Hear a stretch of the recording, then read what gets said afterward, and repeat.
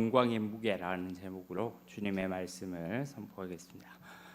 여러분들은 보통 우리가 언제 어느 때 영광이라는 말을 씁니까? 영광. 일반적으로 너무나 아름답고 존귀하고 또 황홀한 경험을 했을 때 영광이라는 말을 쓸 거예요. 지난 2002년에 기억나시죠? 월드컵에 우리가 4강을 나갔을 때 일반 뉴스나 매체에서도 태극 전사들의 영광 이런 말들을 자주 썼습니다. 또 뭐 그뿐만이 아니죠. 뭐 사법고시, 행정고시 같은 아주 어려운 시험, 이런 시험에 합격했다. 그러면 뭐라고 말해요? 가문의 영광이다. 이런 말을 쓰죠. 이처럼 영광이라는 말은 아주 멋지고 아름다운 경험, 정말 인생에서 한두 번 경험할까 말까 한 그런 놀랍고 멋진 일들을 했을 때 영광이라는 말을 사용하는 경우가 대부분인 것 같아요. 그런데 사람들이 이 말을 사용할 때, 영광이라는 말을 사용할 때 흔히 간과하는 것이 있어요.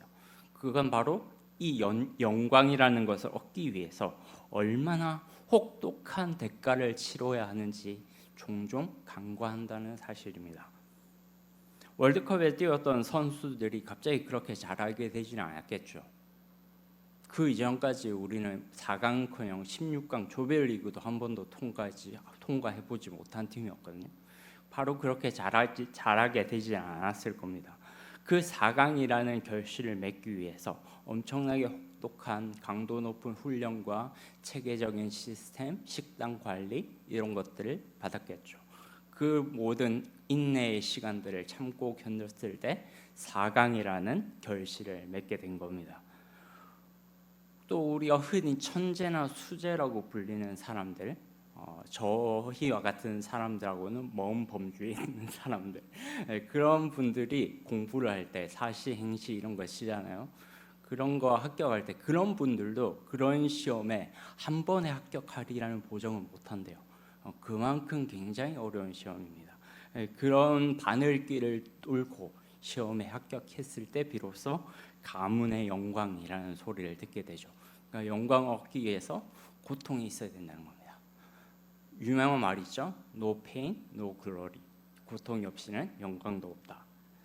그래서 이 세상에서 제일 어리석은 사람은 고난의 터널을 통과하기 싫으면서 자기는 이 영광을 얻기 위해 고난의 터널을 통과하기 싫으면서 영광만 주어지기를 바라는 사람.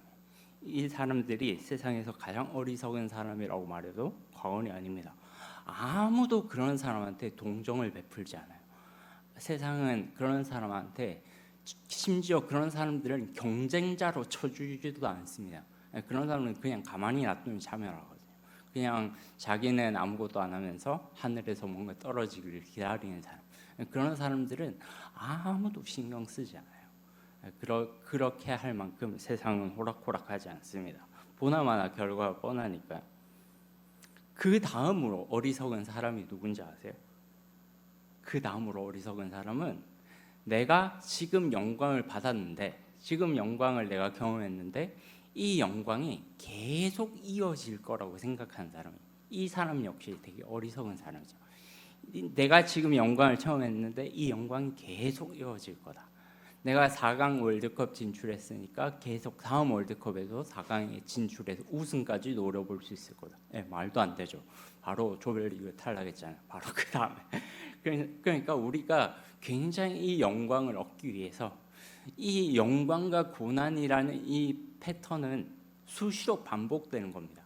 한 번 영광을 얻었다고 해서 그 영광이 계속 지속되는 것도 아니고 영광을 얻기 위해서 이 고난의 터널을 통과하지 않는 사람도 아니고 계속적으로 이 고난과 영광이라는 것은 수시로 반복되는 거죠.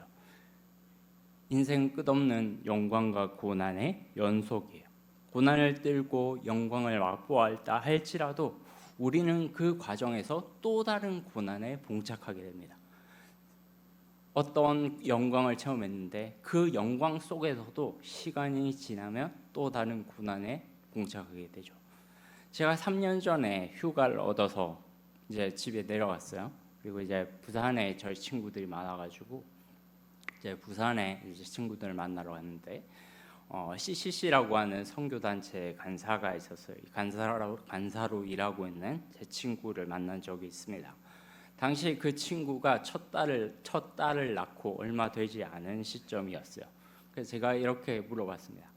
엄마가 된 기분이 어때? 이렇게 물어보니까 그 친구가 굉장히 그 대답을 아직도 제가 잊지 못해요.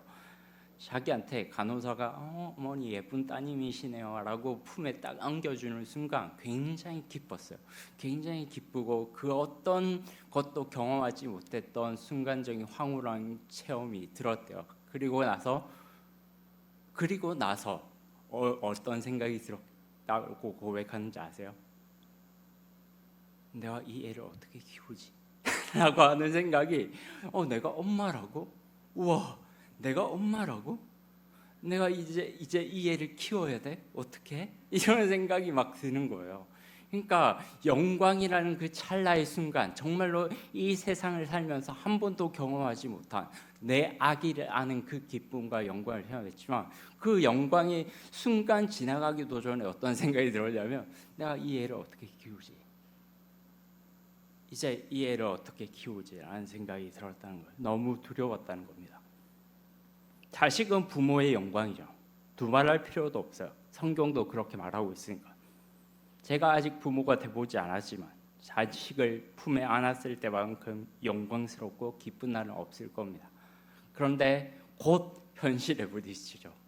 이제 이 아이와 육아 전쟁을 해야 될 것, 또 미운 7살을 어떻게 견뎌야 되나, 사춘기를 어떻게 견뎌내야 되나, 뭐 이런 온갖 생각들을 하게 되는 거죠. 그런데 그 무게를 짊어질 각오를 하고 부모가 되는 겁니다. 그럼 이렇게 우리에게 물어볼 수도 있을 거예요. 어느 정도의 고난을 겪어야 영광을 얻습니까? 사실 이 질문도 잘못된 질문이죠. 사람마다 다 달라요. 사람마다 다 다르고 어차피 영광과 고난이라는 이 주제는 죽는 그 순간까지 반복되는 거예요. 그러니까 우리가 어느 정도의 고난을 겪어야 영광을 얻습니까? 라고 하는 질문도 사실은 잘못된 질문이죠. 여기까지는 세상 사람들이랑 그리스도인들이랑 똑같습니다. 그런데 세상 사람들과 비교했을 때 우리 그리스도인들과의 결정적인 차이가 있어요. 세상 사람들은 그저 고난을 자연의 순리라고 받아들입니다. 아주 성숙한 사람들이라면 그냥 고난은 우리가 이 땅에서 경험하는 자연의 순리라고 받아들일 거예요. 그리고 견뎌내거나 버텨내겠죠. 그런데 그리스도인은 그게 끝이 아니죠. 한 단계 더 나가서 이 고난에 끝이 있다라고 믿는 사람이고 그 이후에는 그 어느 순간에도 경험하지 못했던 존귀하고 아름다운 최고의 영광이 주어질 것이다 라는 생각으로 이 땅을 살아가는 사람들입니다. 그게 그리스도인과 비그리스도인의 세상 사람들의 가장 큰 차이죠. 그래서 그리스도인이 이 땅에 살면서 누릴 수 있는 가장 큰 영광은 뭐겠어요? 나 같은 죄인이 구원받아서 하나님의 자녀로 받아들여졌다. 이 영광이 가장 큰 영광이고 그 어떤 것과도 비교할 수 없는 겁니다. 역으로 말하면 만약에 어떤 그리스도인이 이 땅을 살면서 이 영광 외에 다른 영광, 그 이상의 영광을 탐한다면 교만이에요. 제가 굉장히 좋아하는 정말로 하나님의 자녀로 받아들여졌다라고 하는 그 고백이 우리의 마음 가운데 정말로 최고의 영광이라고 받아들여진다면 그 어떤 영광의 무게가 와도 감당할 수 있는 힘이 생기겠죠. 그러면 또 질문 한번 해보겠습니다. 여러분은 세상에서 가장 큰 영광을 받아 누리는 자로서 이 영광의 무게를 감당할 준비가 되셨습니까? 하나님의 자녀로 받아들여지는 것, 이것이 가장 큰 영광임을 고백하시나요? 그리고 이 영광을 감당할 준비가 되셨습니까? C.S. 루이스라는 아주 뛰어난 사람이 있어요. 네, 그분이 이 많은 책들을 썼어요. 뭐 순전한 기독교, 스크루테이프의 편지, 고통의 문제, 뭐 등등등 이런 책들을 저도 다 읽어봤고 굉장히 좋아합니다. 그런 변증적인 사람들을 저는 되게 좋아해요. 그저 뭐 믿으라, 그냥 하늘에서 뭐가 떨어질 거다 이런 말을 하는 사람들 별로 좋아하지 않습니다. 그래서 그런 분들의 책들을 읽어보면 정말로 기독교가 아주 가치 있고 존귀한 거라는 걸 알게 돼요. 그분이 쓴 책 중에 영광의 무게라는 책이 있어요. 오늘 제목과 똑같습니다. 그분이 쓴 책을 제가 되게 좋아하는데 특별히 이 설교집이거든요. 영광의 무게라는 책은 이 설교집을 되게 좋아해요. 이 영광의 무게라는 책에서 그분이 이렇게 말합니다. 들어보세요. 그렇습니다. 들어보세요. 우리에게 믿기 어려울 만큼 영광스러운 그리스도의 사역으로만 가능한 약속이 주어졌습니다. 우리 중 그 약속을 받아들이는 자는 누구든지 인정을 받고 하나님께 기쁘시게 해드릴 것이라는 약속입니다. 우리가 하나님의 사랑을 받는다니 그저 불쌍히 여김을 받는 정도가 아니라 아버지가 아들을 기뻐하듯 하나님의 사랑을 받는다니 이 모든 것은 불가능해 보이는 일이며 그 영광의 무게 내지 부담은 생각하기조차 벅찰 정도입니다. 하지만 이것은 사실입니다. 우리가 하나님의 자녀로 받아들여진 영광은 감히 우리의 머리로 이게 어떻게 일어난 일인지 생각하기조차 없을 정도로 너무나도 크고 아름다운 영광이라는 거예요. 근데 이게 사실이라는 거예요. 믿습니까? 네. 이 영광은 우리에게 주어진 것이 아니에요. 성경은 분명히 이렇게 말합니다. 우리 요한복음 1장 12절 13절 한번 보겠습니다. 요한복음 1장 12절 13절 같이 읽겠습니다. 시작. 영접하는 자, 곧 그 이름을 믿는 자들에게는 하나님의 자녀가 되는 권세를 주셨으니 이는 혈통으로나 육정으로나 사람의 뜻으로 나지 아니하고 오직 하나님께로서 난 자들이니라. 아멘. 영접하는 자, 곧 그 이름을 믿는 자들에게는 하나님의 자녀가 되는 권세를 주셨으니 혈통으로나 육정으로나 사람의 뜻으로 나지 아니하고 오직 하나님께로서 하나님의 뜻으로 말미암아 난 자들입니다. 그래서 우리가 주어지는 최고의 영광, 나 같은 죄인이 구원받아서 하나님을 알고 하나님의 자녀로 받아들여지고 인정되어지고 사랑받을 만한 존재로 여겨지는 이 영광은 자체가 우리에게서 난 것이 아니라는 거예요. 그 말은 무슨 말이냐면 이 영광을 우리에게 주시기 위해서 누군가 그 영광의 무게를 감당하셨다는 겁니다. 이해되셨어요? C.S. 루이스의 말처럼 우리가 누리는 이 모든 영광이 오직 예수 그리스도의 사역으로 주어졌으며 그분이 우리에게 영광을 주시기 위해서 감당하셔야 됐던 영광의 무게, 이 영광의 무게는 감히 우리의 머리로 상상할 수가 없어요. 이게 어떻게 주어졌는지. 만약에 주님께서 이 영광을 우리에게 주시지 않으려고 십자가를 피했다고 생각해 보세요. 진짜 생각만 해도 끔찍하지 않습니까? 이 영광의 무게가 어떻게 우리에게 주어졌는지 오늘 본문이 그걸 말해주고 있는 거예요. 이 오늘 본문이 겟세마네 십자가를 지시기 전날 밤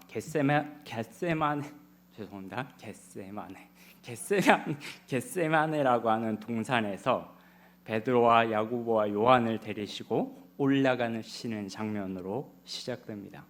겟세마네는 감람산이라고도 불리는 산이에요. 올리브유라는 뜻입니다. 우리가 잘 아는 식으로 올리브 나무가 아주 울창하게 우거진 그런 산이죠. 이 산으로 종종 주님께서는 기도하러 오셨어요. 혼자서도 기도하러 오셨고 새벽 미명에 그리고 제자들과 함께 종종 하나님을 예배하고 찬미하기 위해서도 오셨습니다. 아무튼 종종 이제 예수님 혼자도 오시고 제자들과 함께 오시기도 했던 거죠. 그러니까 제자들이 익히 그곳을 알고 있었어요. 그리고 예수님을 파는 가룟 유다도 그곳을 알고 있었다라고 말하고 있습니다.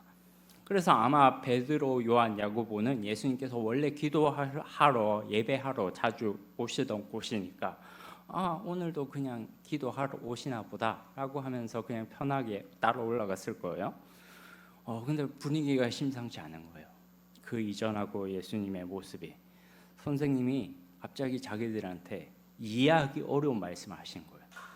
33절, 34절 말씀 한번 읽어볼까요? 33절, 34절 말씀 같이 읽겠습니다. 시작. 베드로와 야고보와 요한을 데리고 가실새 심히 놀라시며 슬퍼하사 말씀하시되 내 마음이 심히 고민하여 죽게 되었으니 너희는 여기 머물러 깨어 있으라 하시고, 깨어 있으라는 말이 같이 기도하자 이런 말이에요. 이 두 구절은 아마도 성경에서 예수님의 가장 심란한 어떤 극적인 감정 상태를 보여주는 것일 거예요. 이 정도로 예수님이 자기의 감정 상태를 드러내신 적이 성경 어디에도 없어요. 33절에 심히 놀라시며 라는 말이 있어요. 이게 헬라어 의미로 겁에 질려서 벌벌 떨다 이런 말이에요. 충격을 받다.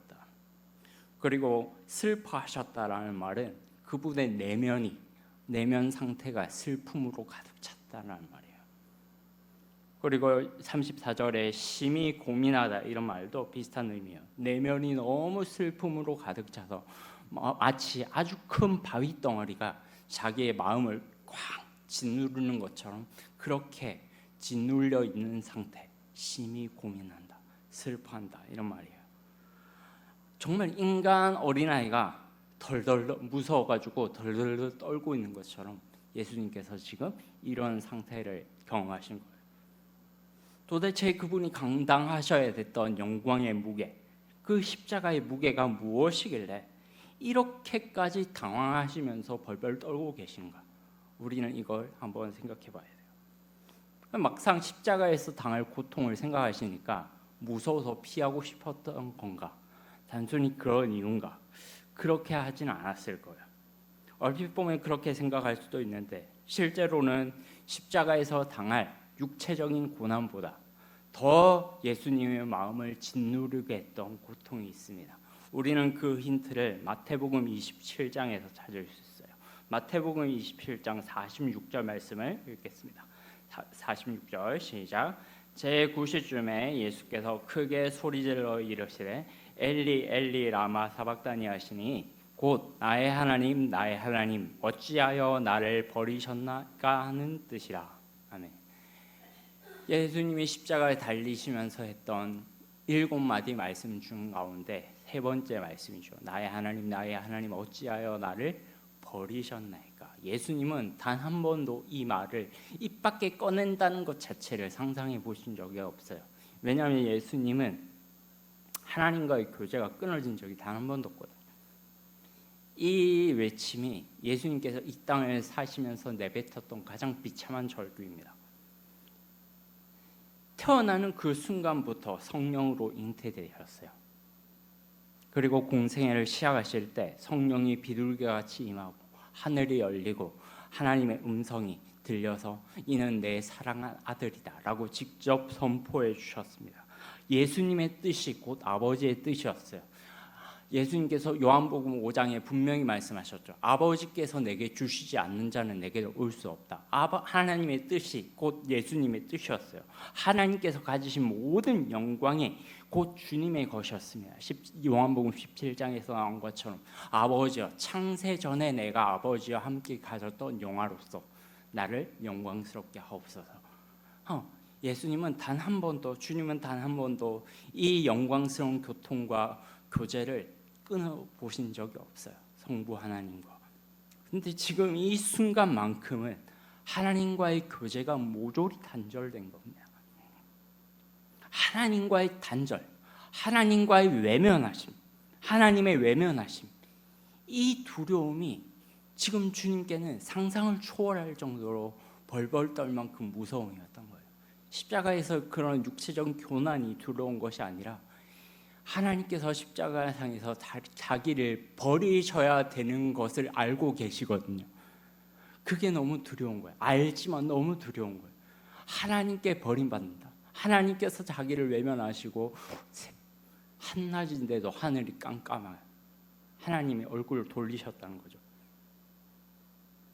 그래서 종교개혁자 마틴 루터는 이렇게 말했어요. 십자가에 달리신 예수 그리스도가 인류 역사상 가장 큰 죄인으로 하나님께 버림받은 것이다. 십자가에 달리신 예수 그리스도야말로 인류 역사상 가장 큰 죄인으로 하나님께 버림받은 거다. 단순히 육체적인 고통으로 따지면 정말 우리 말도 못하는 고난을 당하신 순교자들 많죠. 제가 옛날에 주기철 목사님 다룬 영화 봤는데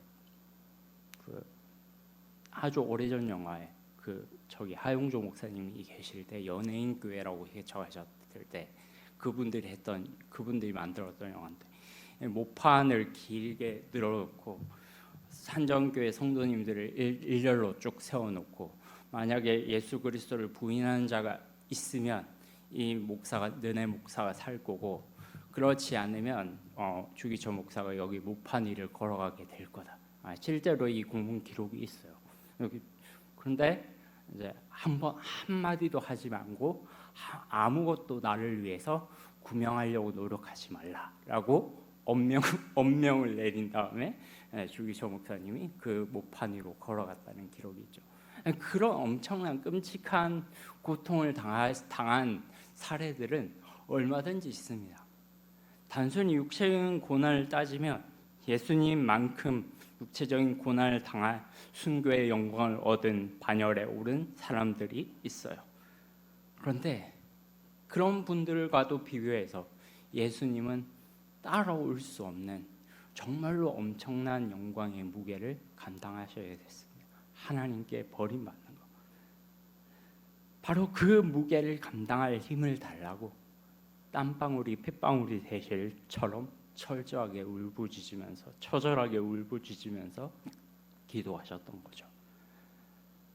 자, 근데 이렇게 주님은 십자가에 달릴 것, 하나님께 버림받을 것, 이것이 너무 무서워서 주님 이 잔을 내게서 옮기 주옵소서라고까지 절규하시면서 기도하고 있는데 함께 갔던 베드로, 야고보, 요한은 지금 뭘 하고 있어요? 잤어요. 진짜 눈치 없는 거죠.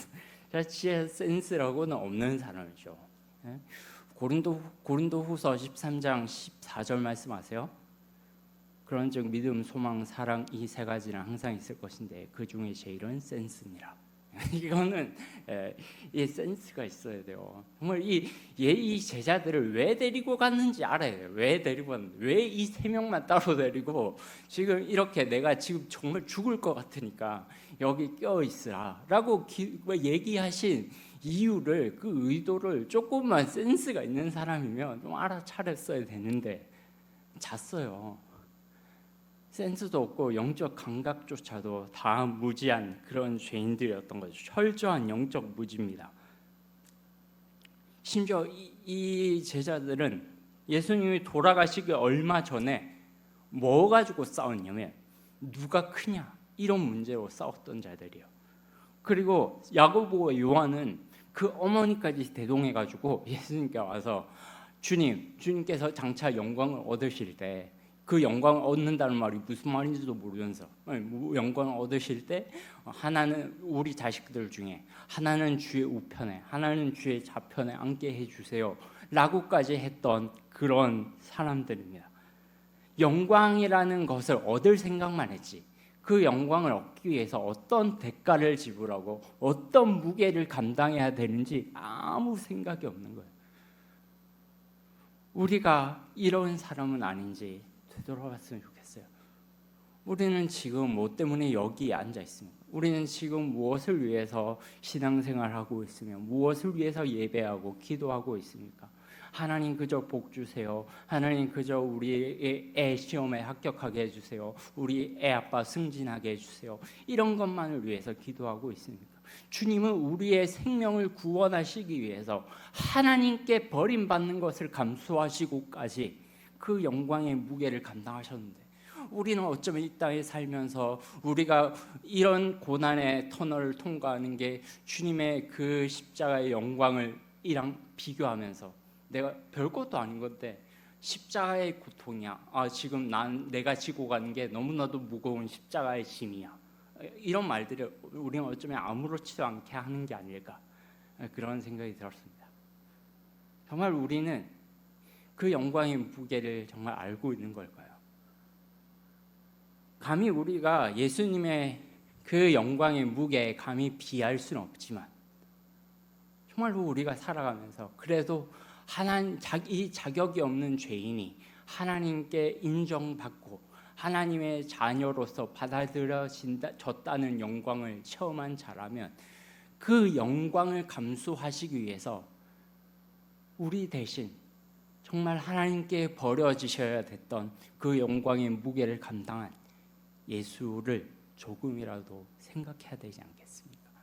그분을 조금 생각하면 우리가 지금 이 세상을 살면서 얻기 위해 고군분투하는 그 영광이라는 것들 대부분은 아마 쓸모없는 것들일 거예요.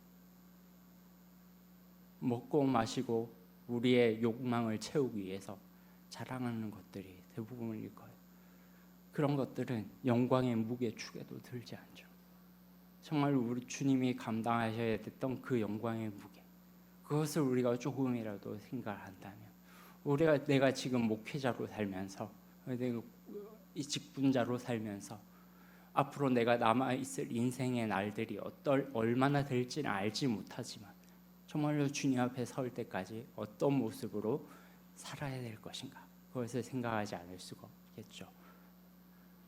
아무리 제가 이 말만 하고 마치겠습니다. 제가 목사가 된 지 얼마 안 됐을 때였어요. 이제 목사 안수를 받았을 때 2018년도 10월 달에 목사 안수를 받았는데 그때 이제 부모님들이나 뭐 친지분들이 덕담을 해주시잖아요. 근데 저희 아버지는 경상도, 저랑 비슷하게 경상도 남자 플러스 T라 가지고 별로 그런 막 덕담 같은 거 잘 안 하세요. 근데 한마디 하시는 거예요. 근데 지금까지 제가 잊지는 못해요. 어떤 말씀을 하셨냐면, 성우가 너는 이제 아빠보다 큰 사람이야. 이 말을 하는데 그 말의 무게가 얼마나 엄청나게 느껴졌는지. 그때 막 그 말을 할 때 저희 아빠가 고등학교 교장 선생님이었거든요. 사회적 위치로는 비교가 안 되죠. 근데 저희 아버지가 한마디 하시는 거예요.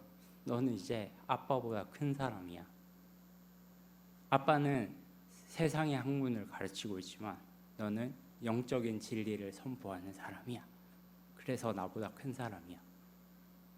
라고 말할 때 그 한마디로 정말 이 목회자라는 무게가 얼마나 무거운지 바로 체감이 됐어요. 아무리 나이가 어려도 정말 이 목회자라는 이 사명을 가진 이상 이 무게를 생각하지 않고 살 수가 없는 거예요. 내가 피하고 싶어도 피할 수가 없는 거죠.